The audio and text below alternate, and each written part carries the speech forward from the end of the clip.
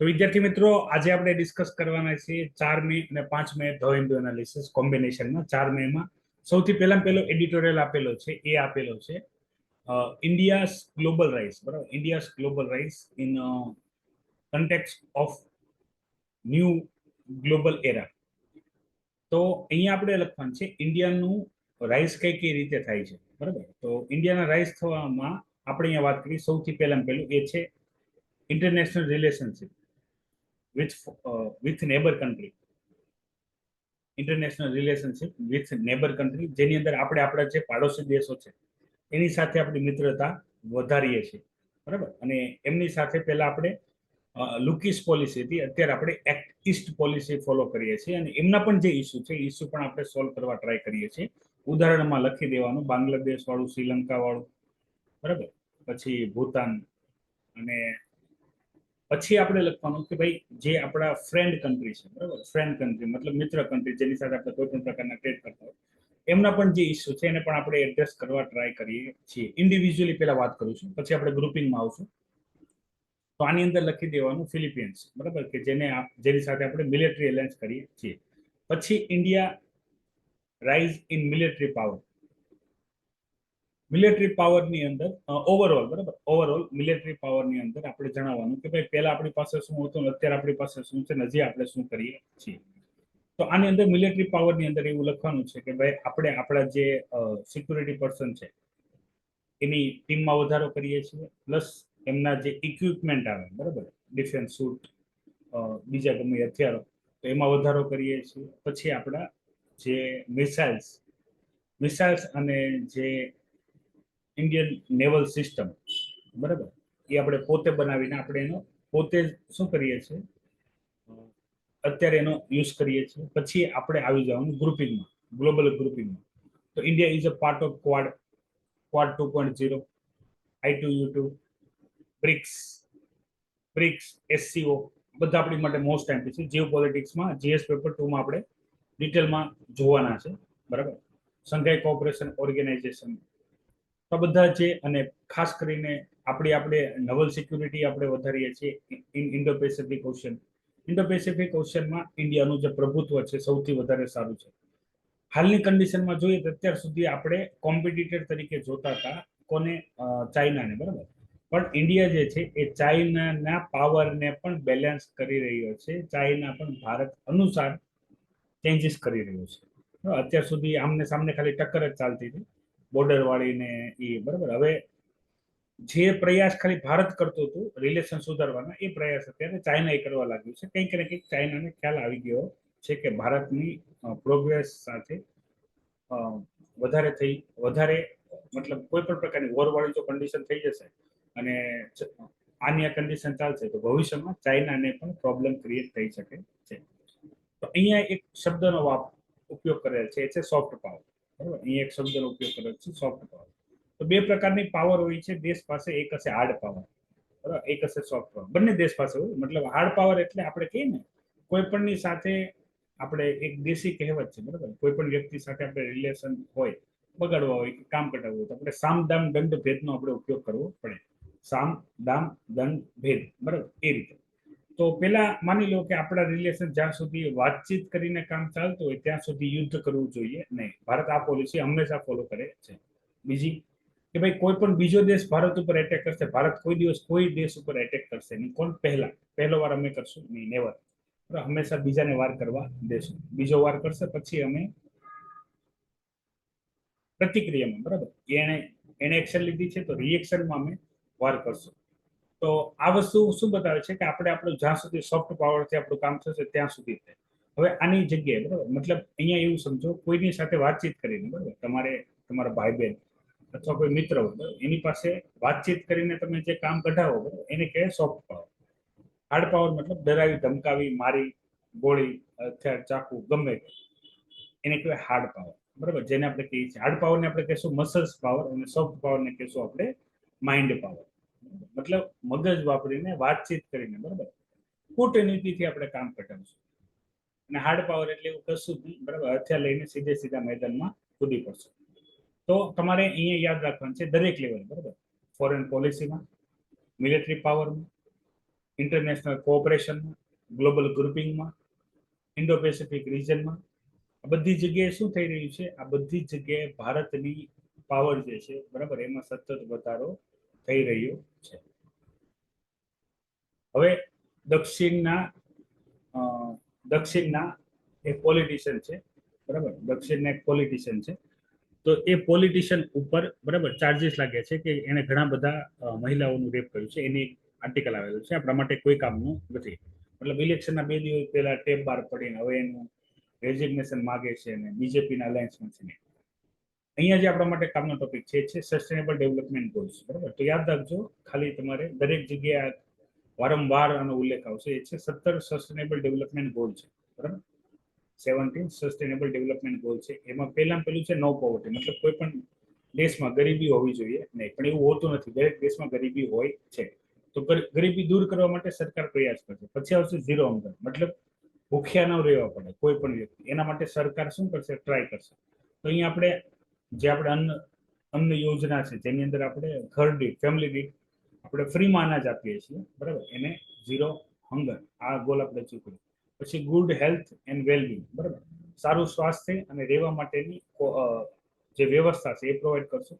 Quality education, બરાબર, અહીંયા right to education આવશે. પછી આપણે જે જેન્ડર ઇનઇક્વાલિટી વાત કરીએ ને, કે ભાઈ મેલ અને ફિમેલમાં કોઈ પણ પ્રકારનો ભેદભાવ હોવો જોઈએ નહીં, એ આવશે જેન્ડર ઇક્વાલિટી. પછી પીવા લાયક પાણી, એફોર્ડેબલ એનર્જી, બરાબર, ક્લીન એન્ડ એફોર્ડેબલ, મતલબ એક તો એનર્જી મળવી પડે અને એ પણ એફોર્ડેબલ. એફોર્ડેબલ મતલબ હરેકને પરવડે એવી, બરાબર.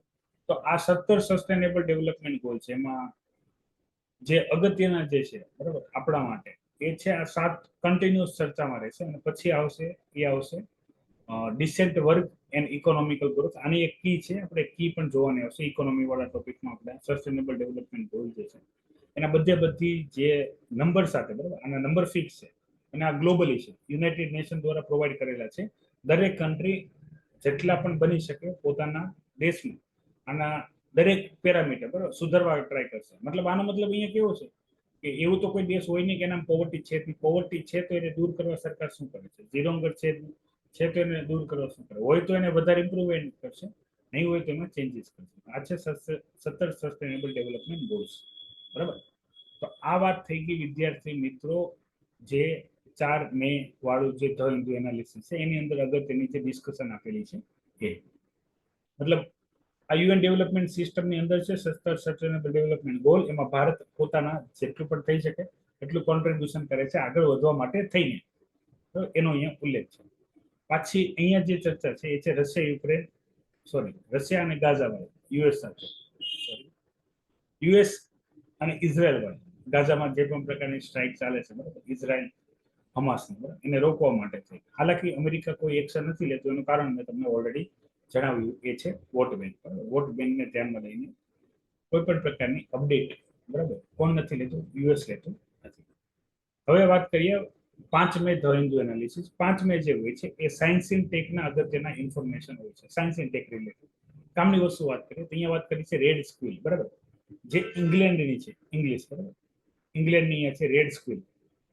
તો એ જે છે અહીંયા એક લેપ્રોસીની વાત કરી છે, બરાબર. લેપ્રોસી એક કોષ કરતો એક ઓર્ગેનિઝમ છે, એ છે માઇકોબેક્ટેરિયમ લેપ્રાય. માઇક્રોબેક્ટેરિયમ લેપ્રાય બહુ જૂનો રોગ છે જે મનુષ્યમાં જોવા મળે છે. અને આની ઉપર રિસર્ચ કરતા હતા સાયન્ટિસ્ટો, ત્યારે એવું ખબર પડી કે આ રોગ એક જ પ્રાણીમાં જીવિત રહી શક્યો હતો, બરાબર, જે સર્વાઈવ કરી ગયું હતું એ વખતે. એ છે રેડ સ્ક્વિલ, બરાબર. રેડ સ્ક્વિલ મતલબમાં લાલ ખિસકોલી, લાલ અને ગ્રે ખિસકોલી, બે ખિસકોલીની ચર્ચા આવશે. થિયરી આપણે જોશું એન્વાયરમેન્ટ એન્ડ ઇકોલોજી, રેડ સ્ક્વિલ અને ગ્રે સ્ક્વિલ. તો રેડ સ્ક્વિલ જે છે એની અંદર આ માઇકોબેક્ટેરિયમ લેપ્રે એ જીવિત રહી ગયો છે બેક્ટેરિયા. અને એ બેક્ટેરિયા પછી એનિમલમાંથી હ્યુમનમાં આવેલો છે. હ્યુમનમાં હજી આ રોગ ચાલુ છે. આને કહેવાય ઝૂનોટિક. પ્રાણીઓમાંથી જે રોગ હ્યુમન્સમાં આવે એને કહેવાય ઝીનોટિક ડિઝીઝ, બરાબર, જેનું આપણી પાસે કોઈ ઉપાય હોય નહીં. COVID-19 જે છે એ પણ ઝૂનોટિક ડિઝીઝ છે, બરાબર. ચામાચીડિયા કે સાપ, જે પણ રેપ્ટાઇલ, એમાંથી આપણા અંદર આવ્યો છે.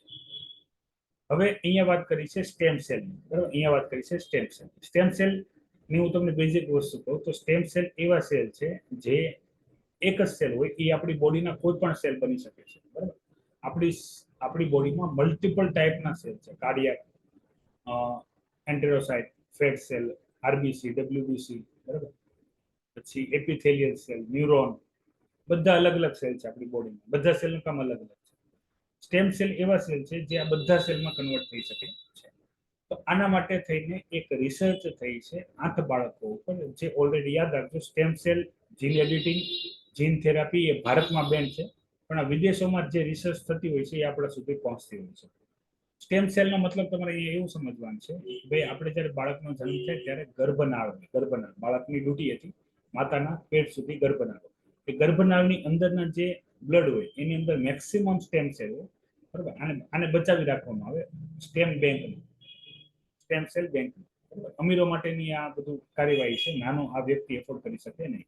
મતલબ બાળક નાનું હોય ત્યારથી એ સેલ બચાવી એને ફ્રીઝ કરીને મૂકી દેવાના બેંક, બરાબર.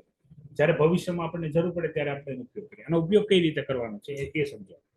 તો આનો ઉપયોગ આપણે એ રીતે કરવાનો છે કે ભવિષ્યમાં આપણે કોઈ પણ એવો રોગમાં પીડિત થયા જેમાં આપણા body parts, body organ damage થઈ ગયા, તો એની રિકવર માટે આપણે સ્ટેમ સેલનો ઉપયોગ કરીએ. અહીંયા એવી જ રીતે, બરાબર, સ્ટેમ સેલ ટ્રાન્સપ્લાન્ટેશન જીન થેરાપીની અંદર 8 બાળકોની અંદર, બરાબર, 8 બાળકોની અંદર જે હર્ડલે સિન્ડ્રોમ છે, બરાબર. હર્ડલે સિન્ડ્રોમ મતલબ આ રેર ડિઝીઝ છે.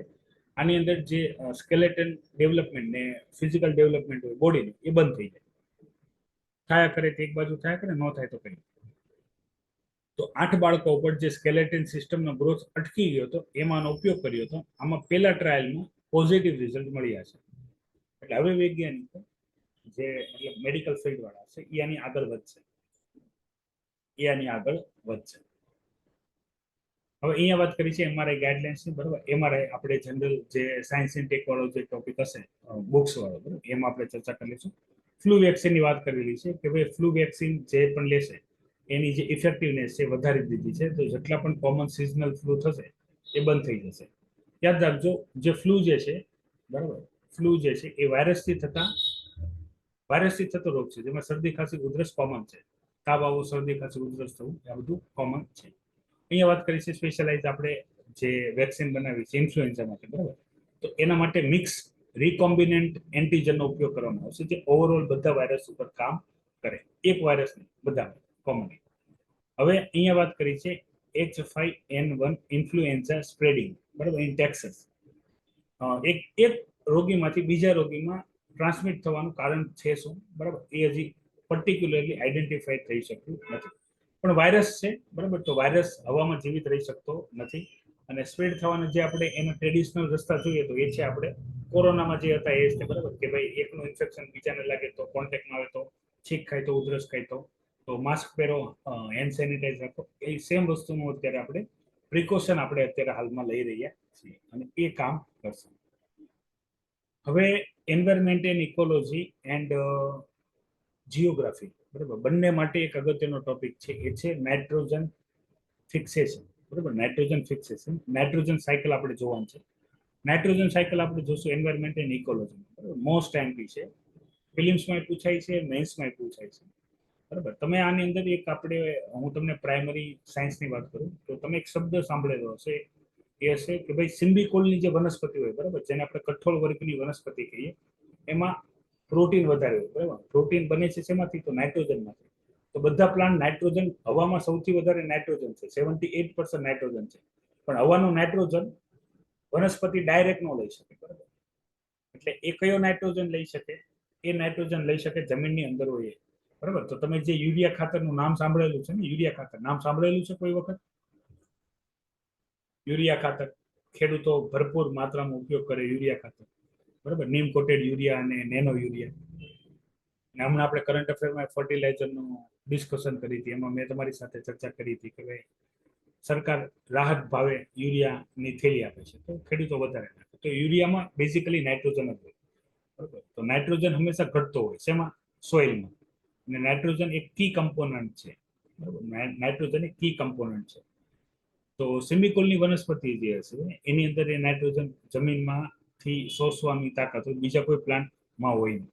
ડિઝોલ્વ નાઇટ્રોજન માટે આપણે યુરિયા ખાતર નાખીએ એટલે જમીનની અંદર નાઇટ્રોજન ભળી જાય અને પ્લાન્ટ એને એબ્ઝોર્બ કરી શકે. આ કરવા માટે અત્યારે જે રિસર્ચ ચાલી રહી છે, બરાબર, રિસર્ચ ચાલી રહી છે, આ કોઈ પણ પ્રકારની એક્ટિવિટી વર્કિંગ નથી. તો આના માટે માઇટ્રોકોન્ડ્રિયા, બરાબર, અને ક્લોરોપ્લાસ્ટ આ બેનું ભેગું કરીને કોમ્બિનેશન બનાવવાની વાત ચાલે છે, બરાબર. એને નામ આપ્યું છે નાઇટ્રોપ્લાસ્ટ, એના નામ આપ્યું છે નાઇટ્રોપ્લાસ્ટ, બરાબર. જો ભેગા થઈને કામ કરશે તો નાઇટ્રોજન વાળી જે પ્રોબ્લેમ છે, પ્રોબ્લેમ એટલા માટે કહું છું કારણ કે આપણે નાઇટ્રોજન જોશું, નાઇટ્રોજન સાયકલ, નાઇટ્રોજન ફિક્સેશન, બરાબર. નાઇટ્રોજન જમીનમાં ભળવાના રીત કયા છે, બરાબર, એ આપણે ડિટેલમાં જોવાનું છે નાઇટ્રોજન સાયકલ. અત્યારે એની કોઈ ચર્ચા નહીં કરીએ, કે ખાલી એટલું સમજો કે એ અઘરી પ્રોસેસ છે, બરાબર. હવામાં જે નાઇટ્રોજન 78% છે ને જમીનની અંદર પ્રસ્થાપિત કરી દેવો ઇઝી નથી. અને આના માટે મહેનત કેમ ચાલે છે, કારણ કે જેટલો નાઇટ્રોજનની માત્રા જમીનમાં વધી જશે એટલે યુરિયા ખાતરની આપણી જે રિક્વાયરમેન્ટ છે એ ઘટી જશે. એટલે સરકારનું એક મોટું બર્ડન જે છે શેમાં, ફર્ટિલાઇઝર ખાતરમાં.